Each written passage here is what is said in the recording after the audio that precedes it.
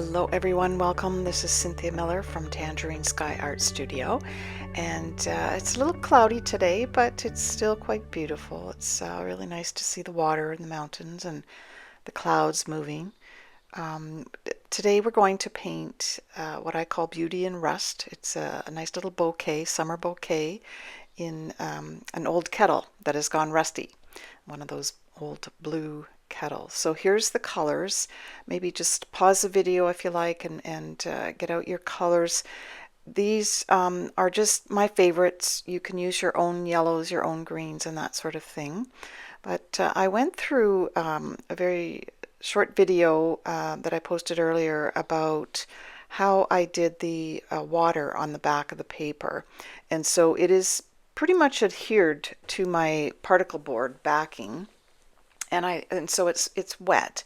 Now, if you want to tape it down and do the usual, just tape it down to a board that you can move around, and then wet down your paper. So this is wet paper, and I did let the yellow just dry a little bit before I put the purple on. If you mix the purple and the yellow together, it will create a different shade of yellow. So just let that happen a little bit. You want purple, yellow, and that mix. So I've splashed on some yellow, some violet, and here I'm just splashing on some more yellow where I know those flowers are going to be. And what happens when you do this is that it still spreads because the paper is wet. We want nice soft colors, soft sort of texture to some of these things that we're doing in the beginning. So the background, we want it to be soft. We want the background of these yellow flowers to be soft. And that way it looks sort of like a shadow or an aura around it, and it gives it a three-dimensional feel. So I've started out with these pretty little flowers, and because the paper is still wet, it just spreads so nicely. And I'm going to give you a close-up of that. So here you can see how the paint is just sort of feathered on the outside of these little purple flowers. And that's the effect that you want and that you can only really get with wet paper. So I just did little dabs and just let the paint do its own thing. I've gone back here and put a little bit more dark in the center after they dried a little bit. And I think the thing about this is the patience to let your paper dry. Now use the back of your hand, the back of your finger, to check and see if it's dry in different places. I'm going to start here now with the rust, and you can check back with the colors that I used. We put the rust in the pot first, let it dry a little bit. We put a few more little darker spots of rust. And the thing about rust is it has many different layers, many different colors, and you'll find that when we put the blue over, it shows through. So we'll get to that point, but get that rust on there first, a couple of layers, just a light layer first, and it will spread a little bit because it is still damp, and that's okay. That's what rust looks like. It does sort of look like it's spreading. It's not just hard edges. And the next thing I'm going to do is just check and see if my paint does still spread. If it spreads a little bit with this burnt umber or burnt sienna, whatever you want to use for the center of your flowers, if it spreads too much, then leave it. We want to sort of check out the paper as we go because it is quite wet. We want it sort of damp, but not too damp, not too dry. And sort of this is the exercise, is really to get used to this damp paper. And so I like the way that the paint goes on there. It's spread just a tiny little bit. I will go in there afterwards and probably put a little bit darker shade, but this really marks out the flowers so that I know where they are. And then I'm going to take my yellow and a tiny brush and mark out where the white flowers are. Now I put in a few more than what the template has. I think there's a total of 12 or something. And as you can see, I went back in there and put a little bit of rust in there. So kind of two steps going on here. A little bit of the yellow for the center of the flowers, a little darker rust color for the pot. And you know, we go back and forth between different areas when the paper is wet and when the paper is drying so that we can get these different effects. Just a tiny bit more of that reddish, so starting with the more light moving into a darker reddish shade for the rust. So my paper is fairly dry now where I'm going to put in the yellow flowers. Using a small brush, I'm just moving my paper around. As you can see, it's dried a little bit, enough to move around, but I can still feel that it's damp. Because I wet the back of the paper and the front of the paper, it seems to dry evenly. It's an interesting process, and that's why we tried this out today. It's dry enough to move around, which I like. I don't like my paper to be taped to a big board that I can't move, because your hand does different angles better than other angles. So I'm putting these petals in from the center outward and inward, moving around the center. And I think that really helps. Now I'm also leaving a touch of the lighter yellow to show through in the petals. So it does look like reflection or a highlight. Kind of helps to give that three-dimensional look to the yellow flowers. So I filled those in. And I want those to be a nice bright yellow. They're the closest thing to you, and we want them to pop. And then I went back and put the brown centers in again to sort of accent that a little bit more. So now I'm going to take my mix of blues, and you can mix up the blues that you like. Sometimes it's a little brighter, sometimes it's a little darker, but I like that kind of indigo shade. And I'm going to start with the handle of the pot. And as you can tell from the template, it's got a little bit of a twist on the top. So the blue just comes to the top. It's actually a round cylinder that makes up this handle. And so we want it to have a little bit of an edge. We want it to have a little bit of a look that is round. And the bottom, where it's attached to the pot, there's a plaque that it kind of just goes into and disappears. You imagine a pipe and cutting it and opening it up and sort of making that flat surface adhere to the flat of the pot. And so you want the little rivets to show. I think those ones end up drying a little bit lighter, and I go back in there and put the rivets in. But the top of the handle is quite important to have that the angle coming into attached to the top of the pot.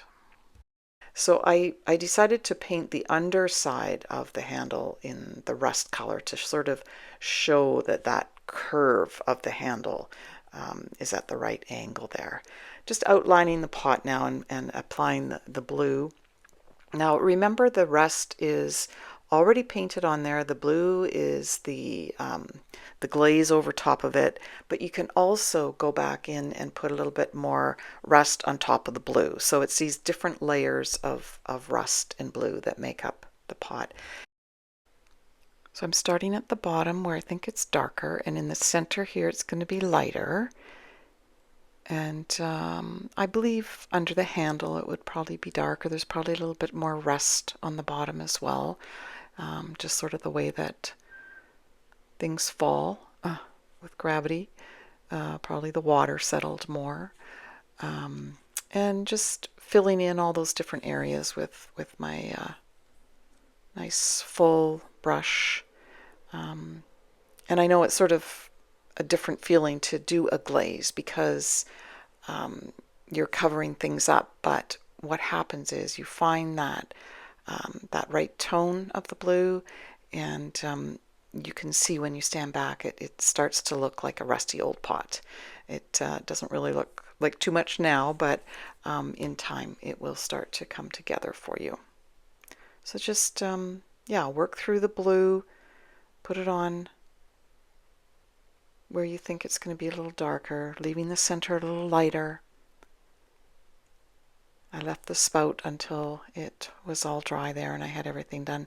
I left the top of the pot until the last. I wanted to put a few green leaves hanging down in that white spot, so I painted around the flowers, and then I left a little bit of room so that I could go back in there with some green and have some leaves hanging down. As you know, when you have layers overlapping, it looks more realistic. So that's what I'm trying to do there. And then the lip at the top of the pot, I leave that until I get the green done. I'm still going to fill in the blue around the top um, and a little bit on the left-hand side in the back as well, just sort of mapping that out where that goes, just right there. But the lip, I redo that after I get the green done.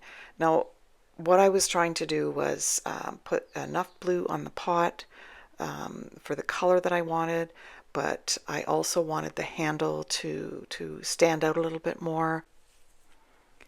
So just went back in there and made that the darker blue on the handle. And I'm assuming it's going to be darker at the bottom and darker at the top. And I left it a little bit light in the center so that that's where the highlight is. You can put slight line up the center to give it a little bit of dimension. I think that top part is really important, and you can also give it a little bit of an edge with the rust color. I ended up doing that a little bit more too. So just playing with the handle a little bit. Just imagine in your mind what it might look like with the darks and the lights and the rust and the edge, and you'll get it to a place where you like it. And then into the spout. So I tried to give this a three-dimensional look with 3 lines going up to the spout. We can see the side and we can see the top. It's got a little bit of a squared off shape to it. The blue goes in over top of the rust lightly. Just start light first and then add a little bit of dark. And you want it to look like the pot, the same, you know, rust and blue as the pot. Okay, so we're going to start the stems for the purple flowers. So I moved the paper around so that I could see that the sort of the curve, and I'm playing with it in the air first to sort of imagine that angle before I actually put it in there. So all 5 purpley flowers, I put like a nice curve to it. As you know, not everything is straight, so you want it to look natural. So as you can see, the angles of those stems got a nice curve to them. And the next piece is a little bit more challenging. The 5 or 6 white flowers that I've marked out with the yellow centers, I've joined them together to make it look like one big stem. And now I'm putting in little strokes that are going to be the tiny little leaves on each side. And you don't have to be exact with them. They will kind of get blurred a little bit with a bit of green behind them. But basically these little strokes are going to be the start of your leaves. You're just going to go in and then put little nodules so that that stroke is part of the leaf. You don't want them on the end of the stroke. You want that stroke to be part of the leaf. So maybe I'll just give you a little bit of a close-up on that one as well. So here you can see the leaves of the white flowers. This group is the only group that has the leaves. We don't put the leaves on the other white flowers, but you can see it really does blend in with the green eventually.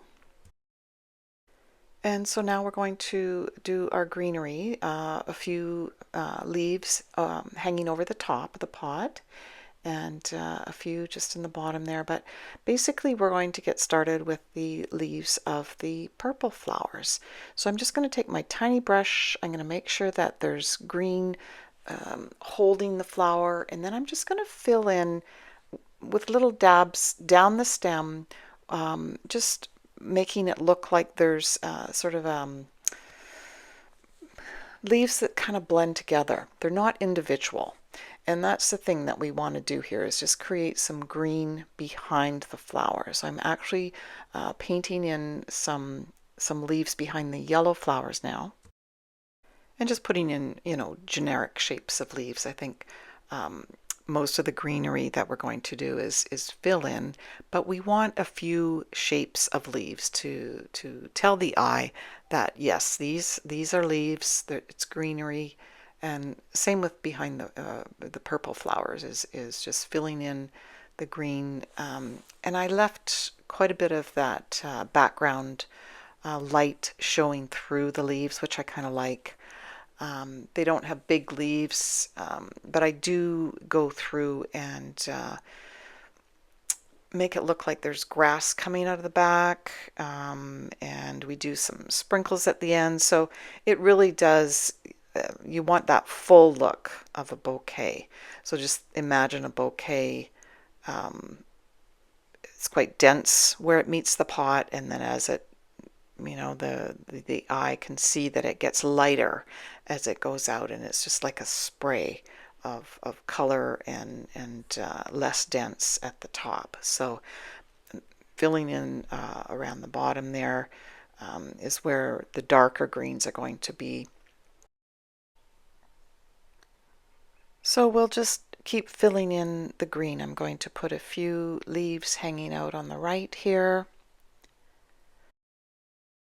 We'll put a few more leaves on the purple flowers, and we're going to give the bottom of the bouquet, right where it meets the pot, a little bit of a darker shade, because that's where it's going to be darker, more dense.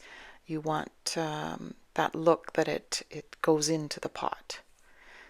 A little bit behind the yellow flowers really makes the yellow flowers pop. Now I'm going to put in a few small purple flowers, make it look like they're kind of behind on the other side, hanging down on the other side.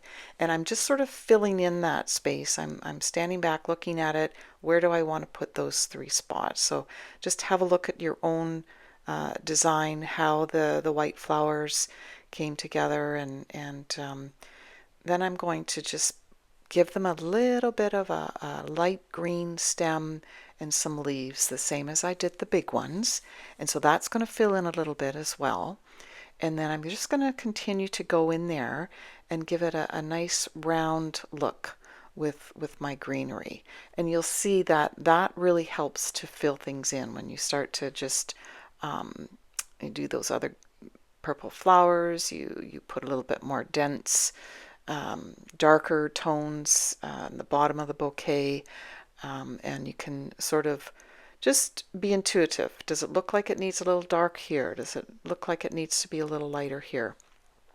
I did end up putting a little bit more on my purple flowers. They were a little bit light, and then I'm just going through and putting a little bit of a spray behind them in the green. It's just very light. You can barely see that, but in the close-up photo you can see that it just sort of gives it a little bit more of a bouquet look.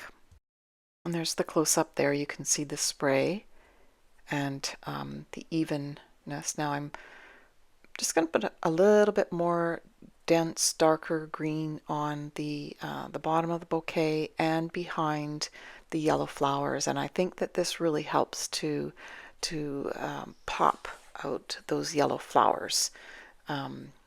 As I said before, those are the things that are closest to us. We want them to look like they're closer. There's more detail, and just putting a little bit dark green behind that really helps to bring it out. So just have a look at your bouquet, and you might want to put a little bit more leaves on your purple flowers. I think we probably put like 3 layers on each one, just going darker every time. And I think those sprays and the overlapping flowers or leaves really help to give it a realistic look. Now here I am going in with a bit of the rust color, and that's what I meant. I was leaving that until the very end so that it could really sort of finish it off there, because there's nothing hanging over on that side. I'm putting on the shadow now, and just a simple round oval shape I think really helps to give it that look. And I'm putting on a shadow in the back now using the side of my brush, same color, purple gray, and it's a shadow of the flower, so I'm going around in a circle and putting that shadow on the same angle as those purple flowers are. And I think it really adds a little bit to it, just very subtle shadow. And then we ended up putting a few little sprinkles on it as well.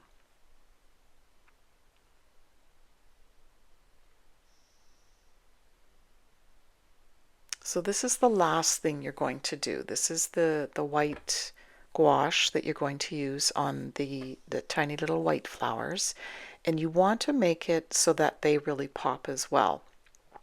So what I ended up doing, I don't add water to the white gouache. White gouache is opaque as it is out of the tube. And you can put a little bit on your palette or just use it right out of the tube.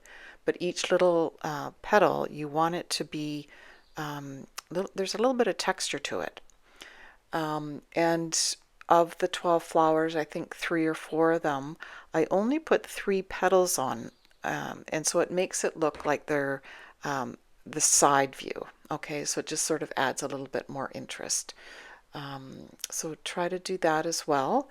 And that's pretty much it. The white flowers are the last piece to go on, and I did go back and put in the yellow centers to these white flowers again after the gouache dried a little bit, because they had kind of faded a little bit and they kind of get lost when you put the white gouache on. But just make sure your colors are vivid. The greenery is a little bit of a middle tone, and your flowers are, you know, the darker tones. So have fun with it. I hope that you enjoy watching that and that your bouquet, beautiful bouquet in Rust comes together for you.